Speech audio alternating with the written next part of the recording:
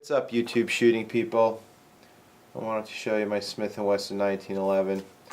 I took it out to reclassify with it yesterday for IDPA. Haven't shot it in a really long time, except for that USPSA match. And it really brings home the message that each gun has a skill set that you need to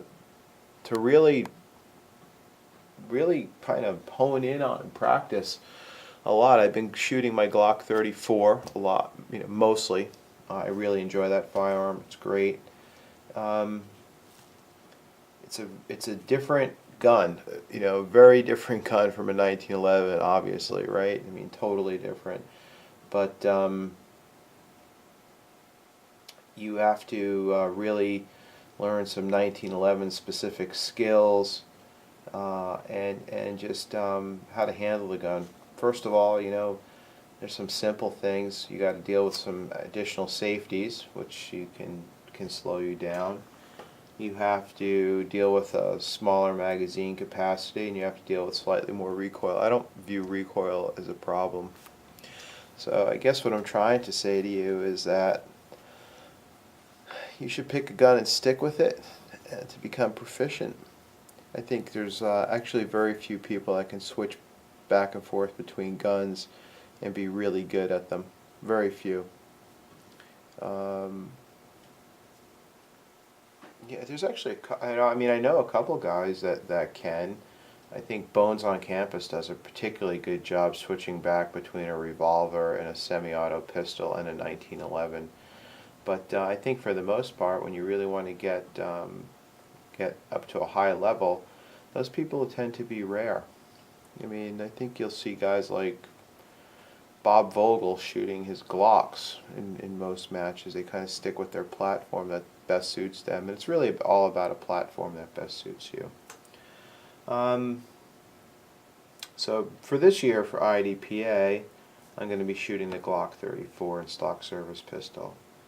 I'll try to stay competent with this gun, which is probably a mistake, but I just like to shoot the 1911 for whatever reasons. There's no rhyme or reason behind it, except I just like it, by shooting this particular 1911. I'm actually thinking about having some work done to this right now to make it a little bit improved for the for this particular platform. Let me show you some stuff I've done recently to it, or maybe not so recently. First of all, you can check out these VZ grips here. First of all, this gun's been safety checked. There's nothing in the magazine. Okay. In fact, there's no magazine in here. Right.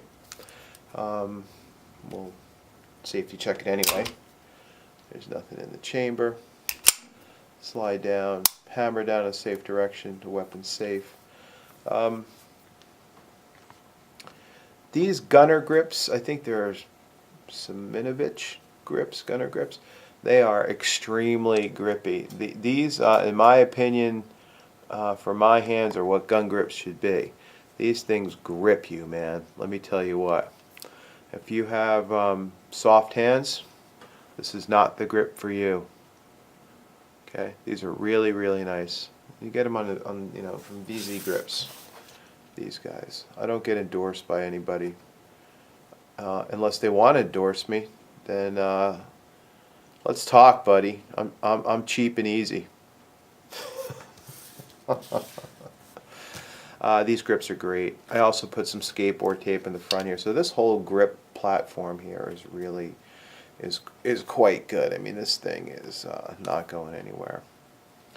I installed this magazine well myself, and I just beveled it out so it's completely smooth. So you're not losing any surface area.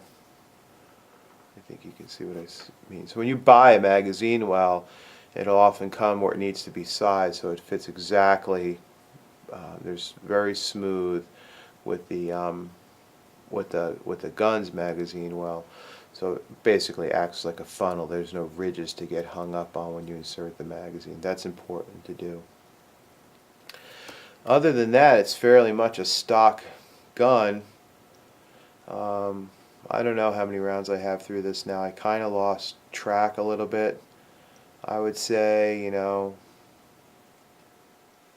I think at the end of last season I had 6,000 or 7,000 rounds. I have to go back and check my book, but I'd say another 1,000 rounds after that. So you can do the math. It's got a fairly high round count in it. The only thing I've done is sort of some preventive maintenance. I changed the firing pin spring. I changed the recoil spring with Wolf springs, and I haven't done much else to it. What would I have done to this gun now? Well, let's take a look at it right here. First of all, this trigger breaks real smooth. Okay, I don't know if you can get appreciation for this, but let's see. It breaks real smooth. It's kind of hard to show you like this, but there's my take up, right? I'm on the sear now, but it's heavy. It's over 5 pounds, I think, which is pretty heavy. So that's one issue, getting that sort of changed up. I'd probably just get the sear changed and the disconnect, just get them changed, because it's probably time to change them or have the gunsmith look at them. The other issue is this. This is just a typical Smith & Wesson sloppy trigger. Most of the guns in this series came like this. They're just not. You shouldn't get this up and down movement. This should be, yeah, you see what I'm saying? This should not be happening to me. That, okay? So that can get taken care of. That will improve your trigger pull. Lightening it will improve your trigger pull. It's not so much the light trigger pull, the lightness of it, it's how crisp it is. It's fairly crisp now, so I'd kind of keep it at this crispness, but what I should say, it's a combination of how crisp it is and the weight. So I'd get the weight reduced a little bit around in this guy to around 4 pounds and have it super crisp is what I would like. Change the spring in the mag release so you don't have to press it so damn hard to release magazines, although this one's fairly well broken in. Preventive maintenance wise, I'd get this extractor changed. It's time to get that external extractor changed. So I said the trigger work. I think I might go back to a flat mainspring housing. All this stuff just keeps costing money, right? And get this changed, the grip safety changed, to get a bigger speed bump so there's never an issue of disengaging that. So that's one. These Smith & Wesson 1911s, this is dirty. I shot it yesterday at the qualifier like I told you. One of the problems with these guns, one of the things that affects accuracy is this, your muzzle crown. The only thing that really matters is the quality of your barrel, a good muzzle crown, and the barrel to bushing fit. Okay, you can sort of see how well. I mean, this barrel fits good in the gun. There's no movement in it, so it's a good fit. It doesn't need a new barrel, but if you look here at the crown, you can actually see it's rough. If you run your fingers around here, it's rough. This barrel should be recrowned. Okay, so recrowning the barrel would be something. And then I'd like to get the sights changed. This is not going to be a carry gun at this point any longer. It's going to be used for shooting. Although I have carried this gun, and I enjoy carrying a 1911, but I have other 1911s that I can carry. So this guy will go into the competition pile. I changed these sights out to get something sort of more consistent in terms of what sights I would use. So these are Dovetail, relatively cheap fix, and I'd get those changed to Dawson's. Fiber optic front and serrated plain black rear. That's about it. and then you'd have a gun that's, I think, completely serviceable. Those grips look sharp on it though, don't they? Nice looking gun. There you have it. That's my thoughts on the Smith & Wesson. You know, when you draw these from the holster, you gotta, you know, do one more thing. I think, you know, that's one of my beefs about CDP division. This gun is competing against, for instance, a Glock 21 or an M&P 45 or some of the plastic 45s. As long as they're 45 and you just put 8 rounds plus 1, 9 rounds maximum, and they're CDP guns. So, you know, I think with this, to be competitive, honestly, you got to really hone your skills. The advantage of this is the trigger, technically, or theoretically, you can get this trigger better than the Tupperware guns, but they have some advantages. I mean, those plastic guns. So you got to really hone your skills and be a good shooter. Take advantage of the accuracy of this pistol, and you know, to make your hits and do it quickly. You're going to need to really work on your 1911 specific skills, which are, I think, they're slightly different, or they're a more involved skill set than, for instance, your Glocks or your M&Ps, which I love, or your USPs. They got the safety thing you have to deal with, for instance. So there's one more thing to do.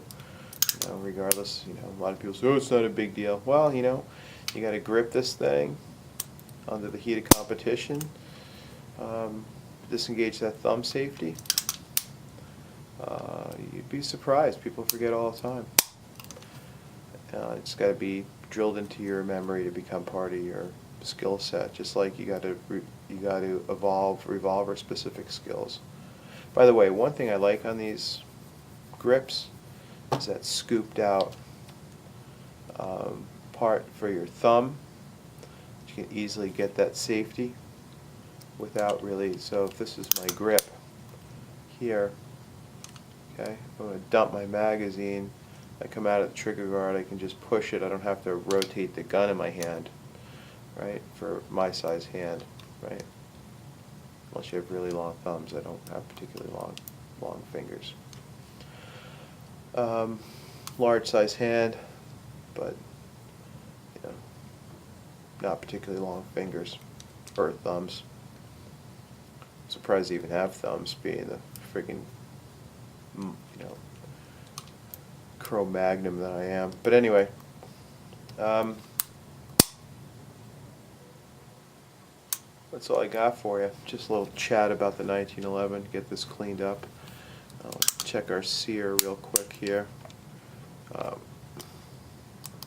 Sear's still good. If you put it out of battery, it shouldn't go off. Then you can get this really cool 1911 imprint on your hand. Talk to you later.